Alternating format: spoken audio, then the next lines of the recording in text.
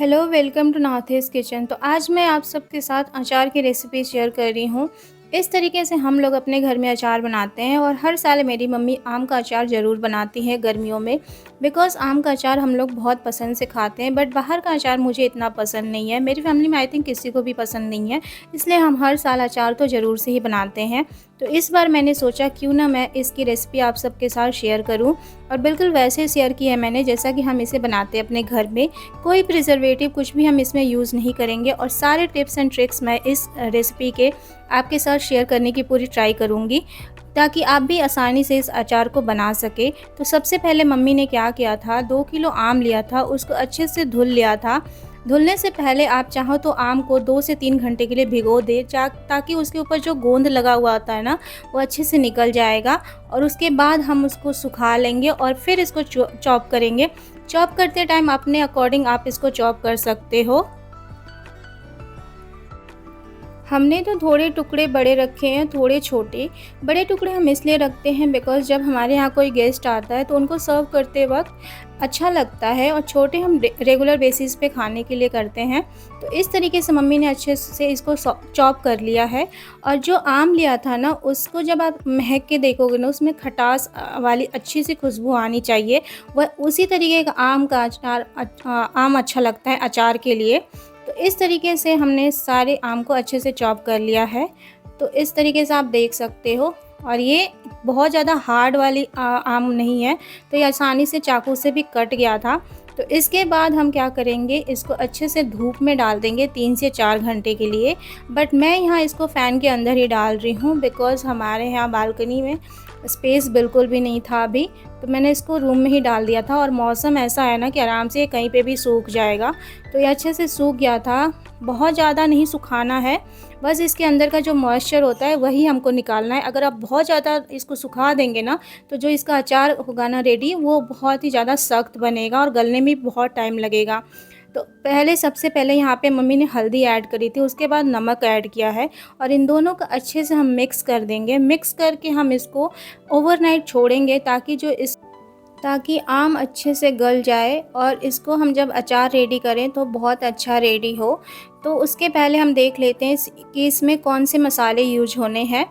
तो इन मसालों की बिल्कुल अच्छे से क्वांटिटी, कौन से मसाला हमने कितना लिया, वो मैं डिस्क्रिप्शन बॉक्स में अच्छे से आपको डाल दूँगी, जिससे आप ईज़िली समझ सकते हो।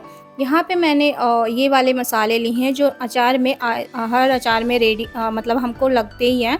तो यहाँ पे सबसे पहले हम वो मसाले ऐड कर रहे हैं पैन में, जो कि थोड़ा-सा भुनने के लिए चाहिए होता है, जैसे कि मेथी दाना, सौंफ, धनिया और जीरा। इन सब को हम लो फ्लेम पे कम से कम 1 से 2 मिनट के लिए भुनेंगे। फ्लेम बिल्कुल भी हमें हाई नहीं रखनी है, बिल्कुल लो पे भुनेंगे। एक तरह से हमको इसको गरम ही करना है, हमको इसको कलर-वलर बिल्कुल चेंज नहीं करना है। उसके बाद हम इसको निकाल लेंगे और ठंडा होने के लिए छोड़ देंगे। उसके बाद मैं इसमें ऐड करूँगी सरसों। पीली सरसों और काली सरसों, इन दोनों सरसों को हम क्या करेंगे, थोड़ी देर के लिए गरम करने के लिए छोड़ देंगे, और इसको भी हम 1 मिनट के लिए भून लेंगे। भुनने से मतलब ये नहीं है कि हमको इसका कलर चेंज करना है, हमको बस थोड़ा-सा गरम करना है, ताकि इसके अंदर का जो मॉइस्चर है वो निकल जाए। उसके बाद हम क्या करेंगे, मिर्ची लेंगे, मिर्ची के अंदर का भी मॉइस्चर निकाल लेंगे। चाहो तो आप सारे मसालों को एक बड़ी सी थाली में डाल के धूप में भी आजकल रख सकते हो, बिकॉज़ धूप इतनी तेज़ हो रही है ना कि ये आराम से भुन जाएँगे। तो अच्छे से हम इसको निकाल लेंगे और इन सब को ठंडा होने के लिए छोड़ देंगे। उसके पहले मैं यहाँ पे ऑयल गरम कर रही हूँ। मैंने यहाँ पे मस्टर्ड ऑयल लिया है आधा किलो, और इसको अच्छे से मैं गरम कर लूँगी। इसके बाद हम इसको थोड़ा-सा, जो मसाला हमने रेडी किया था ना, उसको हम पीस लेंगे ठंडा होने के बाद।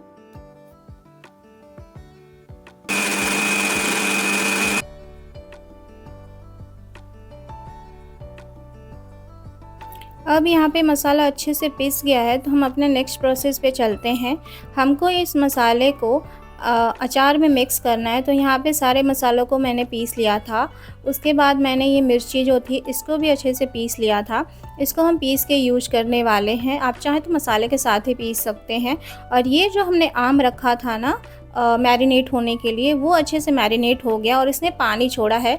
इस स्टेज पे क्या करते हैं, बहुत लोग आम को सुखा के फिर उसका बनाते हैं अचार, बट हमारे यहाँ ऐसे ही बनता है। तो जो हमने मसाला पीसा था ना, उसको ऐड कर दिया है, फिर हमने मिर्ची ऐड कर दी है। उसके बाद हमने इसमें अजवाइन, कलौंजी, कश्मीरी लाल मिर्च, हींग, इन सब चीज़ों को हम ऐड कर देंगे। लास्ट में हमने जो ऑयल गरम किया था वो भी ऐड कर लेंगे और सबको अच्छे से मिक्स होने देंगे।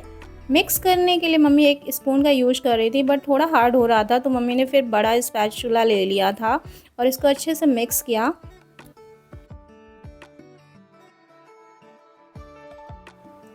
हमने जो ऑयल ऐड किया था ना इस स्टेज पे, तो वो ठंडा होने के बाद ही ऐड किया था।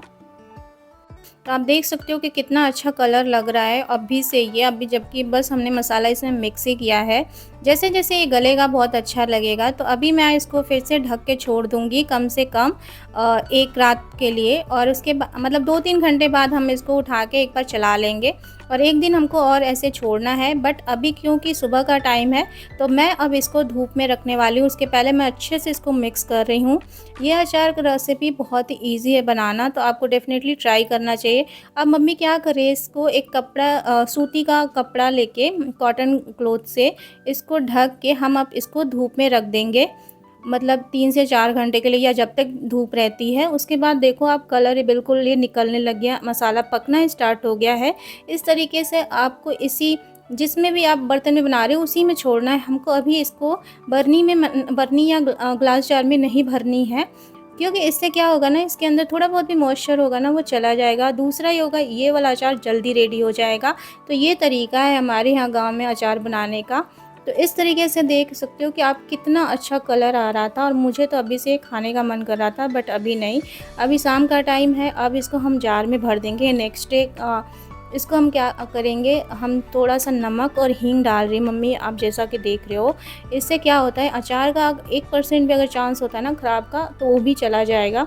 इस तरीके से गाँव में हमारे यहाँ बनाई जाती है अचार। तो इस तरीके से यहाँ पे मम्मी ने अचार को सबसे पहले कंटेनर में डाल दिया। ये ग्लास कंटेनर को अच्छे से धुल के उसको धूप में ही सुखा लिया था। बस अब ये देखो आप, अचार कितना खूबसूरत लग रहा है। तो बस हम क्या करेंगे, इसी स्टेज पे हम इसमें 250 ml ऑयल और डाल देंगे, और इस तेल को डालने से पहले मैंने तेल को गरम करके ठंडा कर लिया था। बस अब इसको आपको क्या करना है, कुछ नहीं करना। अचार ऑलमोस्ट हमारा रेडी हो चुका है, बट खाने के लिए रेडी नहीं हुआ है। अभी हम इसको धूप लगाएंगे 10 से 12 दिन के लिए, और धीरे धीरे जैसे जैसे टाइम चलता जाएगा वैसे वैसे ये अचार पकता जाएगा। और ये बहुत ही कहते हैं ना, जितना अचार पुराना हो उतना ही अच्छा लगता है टेस्ट में। आप देखो 4 से 5 दिन में इस पर कितना अच्छा कलर आ गया है, और ये अचार बहुत ही सॉफ्ट बनता है। और इसी तरीके से हम लोग हर साल बनाते हैं, और ये अचार बिल्कुल भी ख़राब नहीं होता, पूरे साल चलता है, हमको बहुत ही पसंद आता है। तो अगर आपको रेसिपी अच्छी लगी है तो चैनल को सब्सक्राइब करें, लाइक करें, शेयर करें। थैंक यू फॉर वॉचिंग नाथिस किचन। आप अचार निकालते समय हमेशा साफ़ और चम्मच का यूज करें, वो ड्राई होना चाहिए, नहीं तो अचार ख़राब हो जाएगा।